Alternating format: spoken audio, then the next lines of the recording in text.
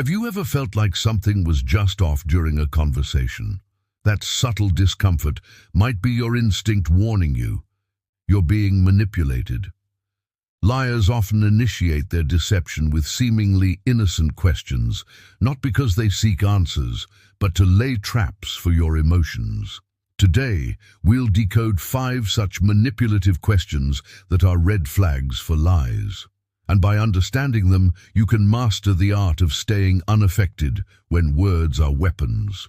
As noted by the Roman philosopher and statesman Cicero, every act of a traitor, every act of a betrayer, every act of a deceiver is attended by some manifestation of character, some peculiar and special sign. These micro-manipulations are like tiny pinpricks meant to test your reactions, to see if they can make you doubt yourself. But remember, every lie, no matter how small, is an opportunity for growth in wisdom and discernment. But first, let's get into it. Question number 1. You don't trust me. Have you ever found yourself in a situation where someone accuses you of not trusting them? This seemingly innocuous question is actually a manipulative tactic designed to shift the blame and make you feel at fault. By asking, "You don't trust me?" the liar plants seeds of doubt in your mind, attempting to undermine your credibility and paint you as the problem. This is a classic example of emotional misdirection, a hallmark of guilt tripping. The intention is to evoke a defensive reaction, causing you to apologize or explain your actions rather than addressing the underlying issue. It's a subtle form of manipulation that leaves you questioning your own judgment. So how can you defend yourself against this? Well, by adopting the mindset of the Stoics. Marcus Aurelius, the great emperor, once said, "When you rise in the morning, think of what a precious privilege it is to be alive, to breathe, to think, to enjoy, to love." This simple reflection helps you center yourself, anchoring you to your core values and making it easier to spot manipulative tactics. It's a reminder to start your day with clarity, ready to face whatever challenges come your way, including those sneaky lies. Here's an example of how you could apply this in a situation. Imagine you're planning an important project and ask your colleague for input. Later, you find out they didn't fully contribute and now they say, "You don't trust me." Instead of getting drawn into their trap, take a moment to reflect on the value of your work and the importance of clear communication. You can then calmly reiterate your expectations for the next time, demonstrating that you're focused on achieving your goals without being sidetracked by emotional manipulation. Question number 2. Why are you overreacting? Have you ever encountered someone who invalidated your feelings by saying, "You're overreacting"? This phrase is a textbook example of gaslighting, a tactic commonly used by liars to manipulate you into doubting your own feelings and perceptions. Gaslighting is a form of emotional abuse that aims to make you question your sanity. By suggesting that your reaction is excessive, the liar attempts to diminish your emotional response, implying that you are too sensitive or irrational. This can be particularly insidious when dealing with people who have a history of lying, as it becomes increasingly difficult to distinguish truth from falsehood. The Stoic way of thinking offers a powerful antidote to this manipulative tactic. As Epictetus famously said, "It's impossible for the same thing to harm two people with different minds." This quote emphasizes the importance of anchoring yourself to your internal perspective rather than letting external opinions dictate your emotional state. By doing so, you free yourself from the need to defend your feelings to others, mitigating the impact of manipulative attempts to undermine your emotional reality. Here's how you can apply this principle in a real-life scenario. Let's say your partner accuses you of overreacting when you express your feelings about a hurtful comment from a friend. Instead of getting trapped in an argument, remember that your emotional response is valid and that you don't need to justify it to anyone. Drawing upon the wisdom of Stoicism, You can choose to accept your feelings without judgment and communicate them assertively while remaining calm and composed. This approach allows you to maintain your emotional integrity without getting pulled into a web of manipulation and deceit. Question 3. You're imagining things. Picture this. You're recounting an experience and someone counters with, "You're imagining things."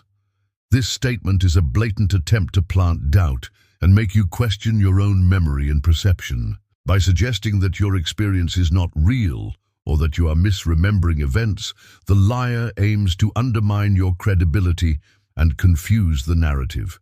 This can be particularly jarring when the lie is intertwined with gaslighting tactics, leaving you unsure of what to believe. In such situations, Stoicism offers a beacon of clarity. Seneca, one of the great Stoic philosophers, once said, "All my life I have kept a sharp lookout for a man who is a knave and yet has the name of being honest, for I wanted to know whether honesty is a good thing or dishonesty." This quote serves as a reminder to always evaluate character and intentions, especially when confronted with doubts about your own perceptions. By anchoring yourself to this Stoic principle, you become better equipped to navigate the murky waters of deception and manipulation, recognizing when your instincts are guiding you toward the truth. Think about a scenario where a friend shares a concerning piece of gossip about a third party. When you express skepticism, the gossiper might say, "You're imagining things." Instead of getting defensive, channel your inner Stoic and acknowledge the possibility that there may be more to the story. Politely inquire about the source of the information and thank them for sharing what they know.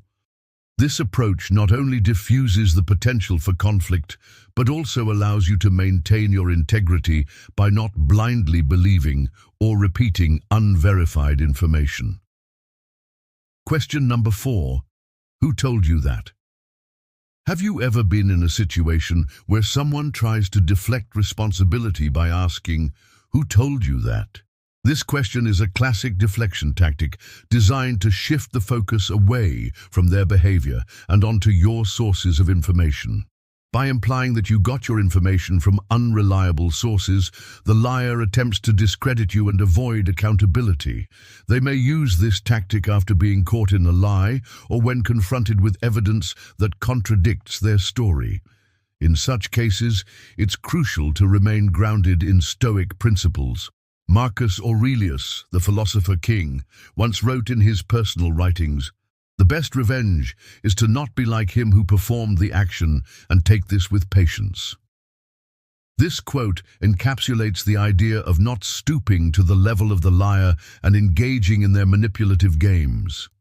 Instead, you can choose to maintain your composure and focus on the facts. Imagine a co-worker spreading rumors about a new company policy, and when confronted they ask, "Who told you that?" Rather than getting drawn into the drama, stay calm and reiterate what you know based on official communication. This approach not only undermines the liar's attempt to deflect blame, but also demonstrates your commitment to accuracy and professionalism. Question number 5. So, what are you going to do about it? Have you ever been cornered by someone who says, "So what are you going to do about it?" after confessing their wrongdoing? This manipulative question is a subtle threat aimed at provoking a defensive or emotional reaction. By implying that they are unapologetic and challenging you to take action, the liar attempts to shift the narrative and maintain control over the situation. This tactic often occurs when the liar feels cornered and seeks to preemptively minimize the consequences of their actions. In these moments, the Stoic path of inner peace and resilience shines brightly. As Zeno of Citium, the founder of Stoicism, once said, "He is a slave who lets his feelings get the better of him." This quote highlights the importance of maintaining stillness and composure, especially when faced with provocation. By cultivating this inner strength, you can resist the urge to react impulsively and instead respond with thoughtful awareness. Consider a scenario where a close friend admits to gossiping about you and ends the conversation with, "So what are you going to do about it?" Instead of immediately jumping into a defensive or angry response, take a deep breath and acknowledge your feelings.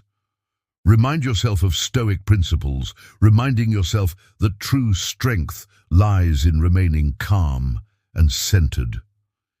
You can then communicate your disappointment in a clear and assertive manner without letting your emotions cloud your judgment. This approach not only helps you stay true to your Stoic values, but also allows you to address the situation in a way that promotes personal growth and deeper understanding.